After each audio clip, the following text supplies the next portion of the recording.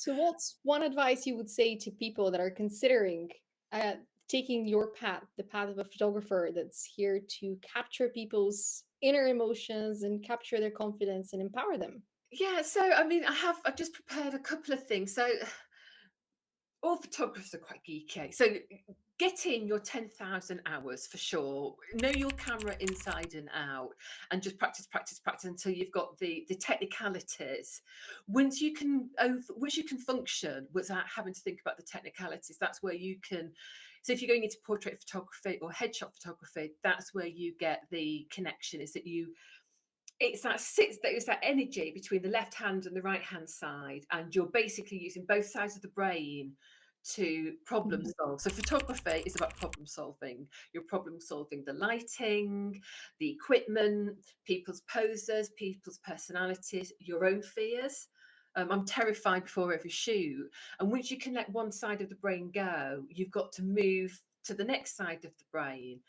So the names of, if you want to sort of Google people who can support you in this, I have been influenced by photographers called Chris Orwell.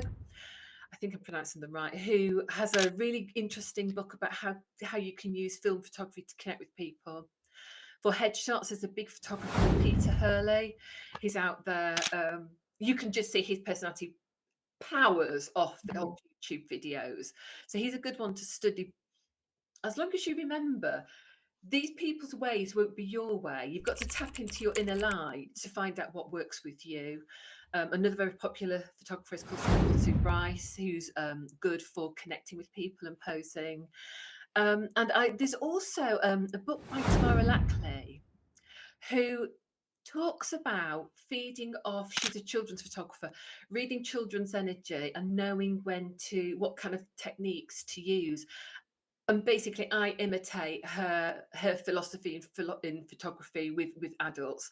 I just, I said before, I judge the person I'm with, and I work out what's going to work and how I'm going to unlock their inner light without making them feel awkward or self-conscious. So, yeah, I think that's enough information. There's no punishments, like you either shine your light now or out of here.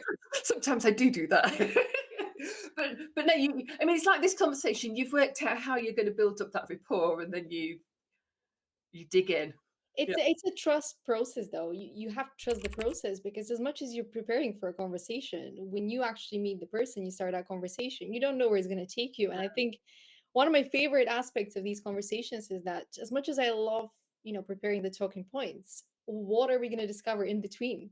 Yeah. Because that's where we're going to find the biggest treasure, is that it's not only for us, but also for the people that are listening or watching this episode in the future. Because everything that we do, it's not just the instant gratification. It's not just creating that photograph, that video now. It leaves an imprint, and it empowers and inspires people in the future if you do it right.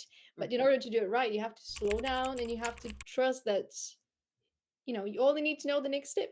Keep pedaling forward. Yeah, just take baby steps. And it's the same with photography. The best photos are very often the in-between ones, when people have let their guard down a little bit. Yeah, for sure. Yeah, and that guard is protecting us from the judgment, because we grew up having to protect that authenticity, because when we were little, somebody laughed at us or judged us wrongly, which is kind of doing that inner work of removing those limiting beliefs and that the wounds that your inner child is carrying. And allowing yourself to heal.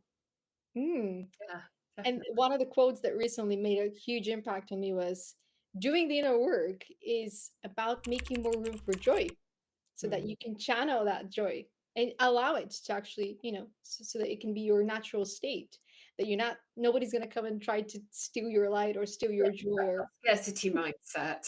Yeah.